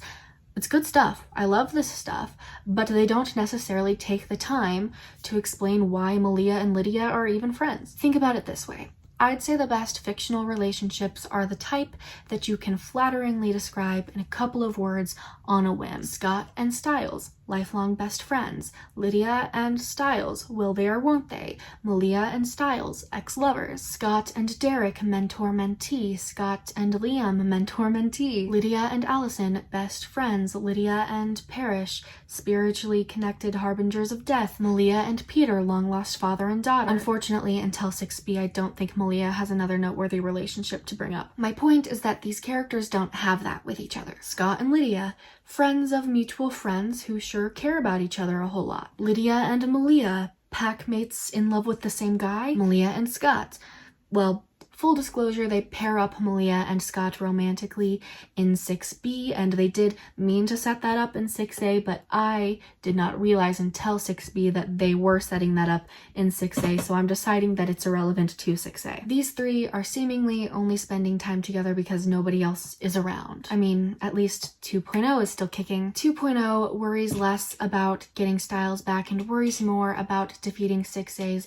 second villain, the Nazi Wolf. Yeah, this is the storyline I remembered as being a part of 6B, probably because I wanted to pawn off such a bad idea on the worst season. Honestly, I hardly remember it, and I wasn't willing to dive back into it for this video's purposes. Teen Wolf had no business introducing a supernatural Nazi to their program. That's all you need to know. It is probably noteworthy, though, that they drag Theo up from hell to help them deal with it. I'm not happy with them bringing Theo back instead of Kira, but I suppose he's the highlight of 6B, so I'll let it slide. A lot of people's biggest problem with 6A is that they think it panders to Stydia shippers again. It's ultimately Lydia that convinces everyone Styles exists. She is the last one to see him. He declares his love for her. They finally kiss when he comes back. It's literally their connection that pulls him from the other dimension he's stuck in. It's all about the connection.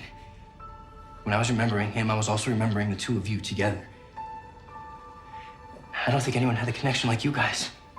Many people would have preferred it to have been his and Scott's connection. I do get it, but I am more inclined to defend this season's Stydia than last season's. For one thing, they spent the entire series focusing on Skiles and calling them the heart of the show. This time, Jeff Davis described the season as paying tribute to Stydia, and I feel like that should be allowed just once. For another, it was established way back during season 3 that Lydia was Styles' anchor. The ice bath pairs were described as being emotional tethers, somebody who could pull you back from elsewhere. There's logical precedent for it being Lydia in the name of consistency. It needs to be someone who can pull you back.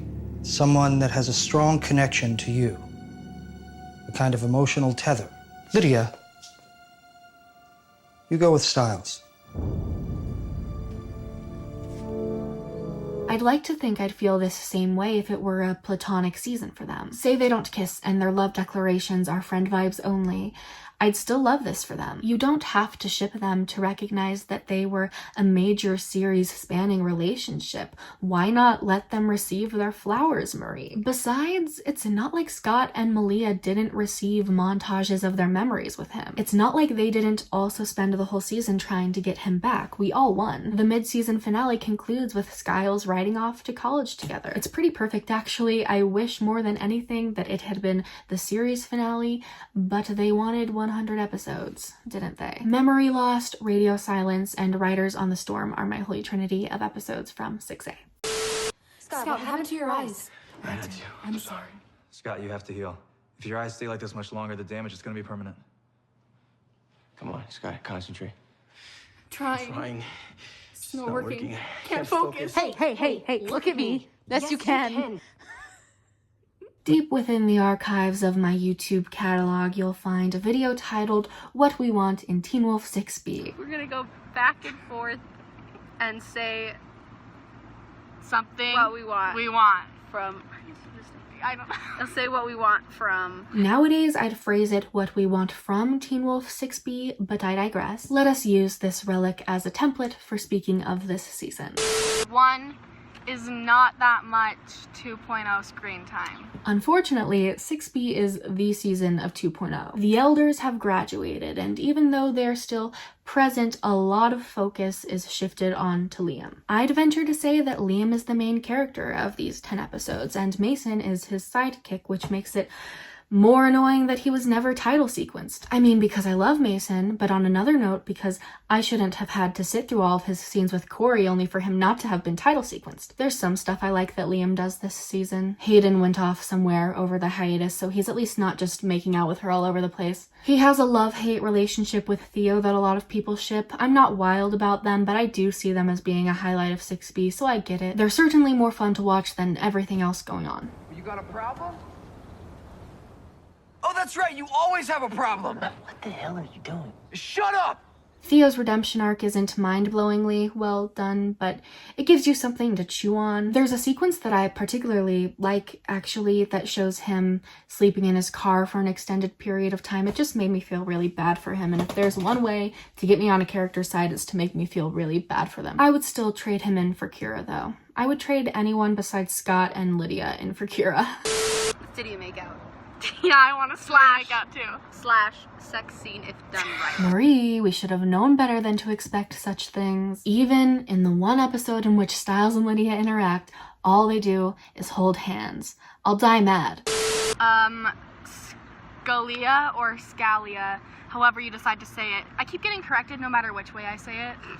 But not like, done wrong. originally on the list they said I want Malia to be bisexual, but I know that's not going to happen now based on the trailer. So obviously I wasn't saying that I was excited to see Scott and Malia together, but I was open to the idea. I just didn't want it to be bad. But it was really bad. In hindsight, I don't think they could have done it well. It's a fundamentally flawed idea. No offense if you ship them. Just go ahead and skip forward a bit. They make no sense together. It's almost embarrassing to watch them try to convince us otherwise. There's this silly scene that I hate so much, which montages through all of their 2 minutes of romantic screen time together.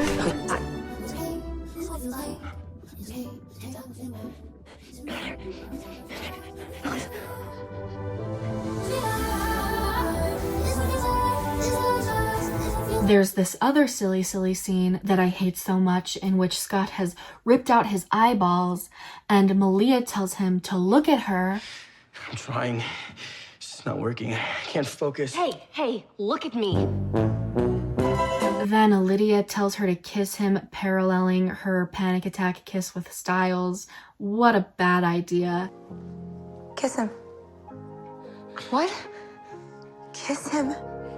Like a river always running. If you're ready, heart is open. I think it it was too little too late, you know? These were the last 10 episodes of a 100-episode series in which these two characters had never previously shown romantic interest in each other. In fact, they spent a considerable amount of time dating each other's best friend. It's like if Summer and Ryan got together during the last 10 episodes of The OC. It's like if Ben and Leslie got together during the last 10 episodes of Parks and Rec. I meant to say Ben and Anne here, so I guess that's how unlikely I find that. I couldn't even manage to say their names together. It's just not right. It is so strange even to recall the fact that they were endgame.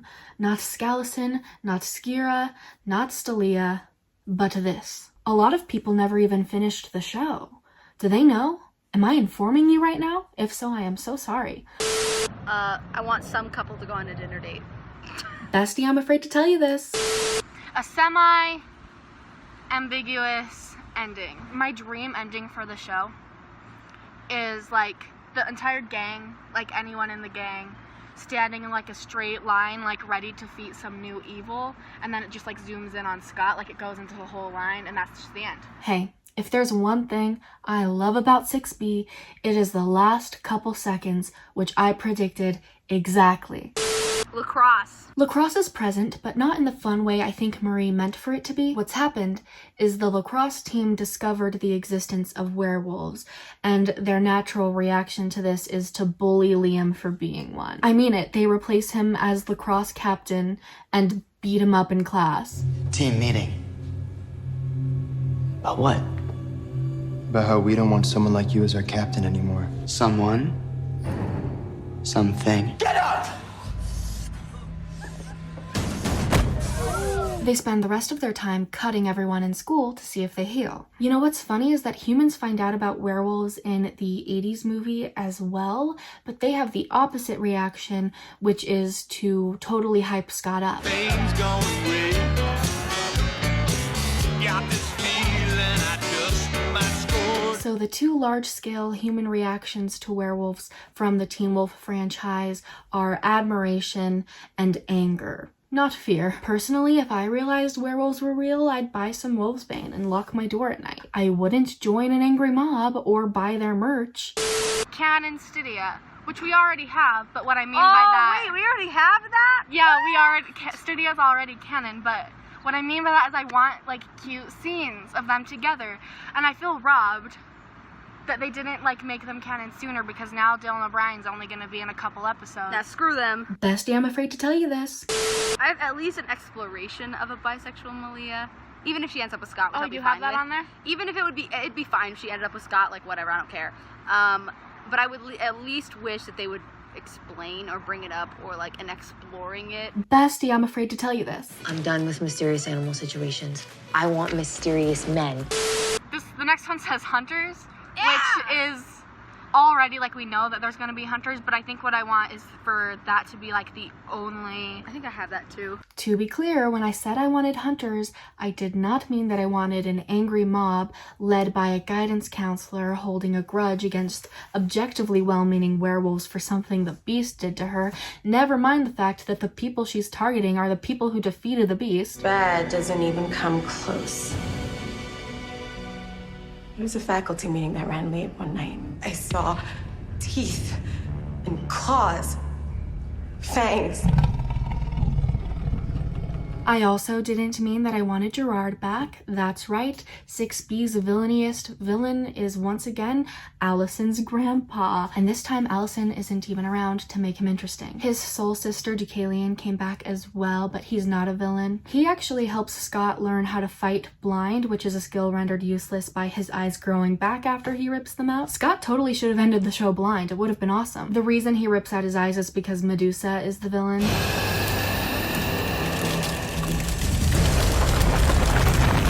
Kidding, it's just this less cool thing that also turns you to stone when you look at it. Additionally, it also brings out the worst in people, which is an excuse for every character's action to mean nothing this season.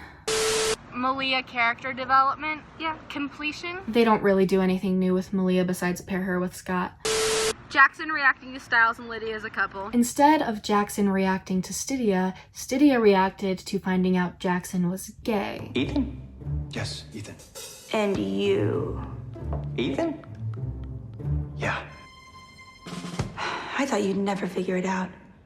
Good for him, but I resent the assertion that Lydia knew all along. That is just factually, canonically incorrect. And then Kira and Isaac appearance, that's one of them. I just want them to be there for like even a little bit. It's fine. Hey, that's my last one. Bestie, I'm afraid to tell you this. Shirtless Styles. I don't want that. What? It did not happen, and I'm glad because I was right, Marie. Comedy. I want more of it. It is the least funny season by far. Even the jokes available do not land. Wee-wee! Intense car wolf chase. Ooh, that's never happened. I know. There isn't a proper car chase, but there are a lot of Toyota commercials.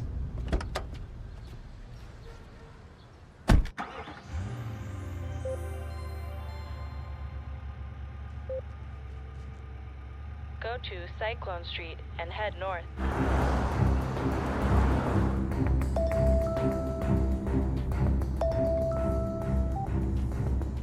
Day at work?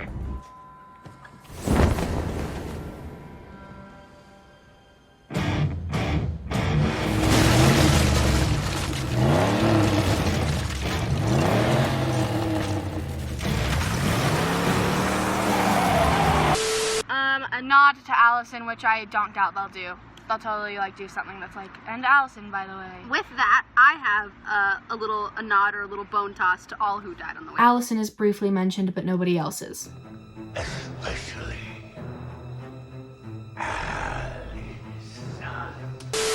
Main character death. Bestie, I'm afraid to tell you this. Happy Melissa and happy Sheriff. They end up happy, but Melissa is briefly hospitalized. Better lighting, please. Ah, you're right. I'd like to be able to see things this time. Bestie, I am afraid to tell you this. Scott gets a dog. Scott gets a dog, yeah! I want Scott to have a dog. I think That should happen. That'd be really cute. Bestie, I'm afraid to tell you this. Ooh, this is big. One of the mains to not be the villain, culprit, cure, or sacrifice. Outward problem coming in, not an inward problem going out. Does that make sense? But isn't that what So, makes like, plots the- like intricate and interesting, is having it all go back to the main character? Yeah, but it's done that every time. You know what, Marie? I've come around to your way of thinking. Like, why was Styles the new Gitsune, and why was Jackson the Kanema, and why was Mason the Beast? I do like that all of that happened, but, you know, sometimes it should just be an outward thing going in, and on that, they delivered. Nobody is the thing, I guess. Good job, everyone. You did it, season 6. Cute things like group dinners, parties, and get-togethers. I miss those. Yeah, cute. Pack sleepover. Bestie, I'm afraid to tell you this. And happy ending. Teen Wolf did end happily. It just ended half a season later than it should have. No Holy Trinity for 6B.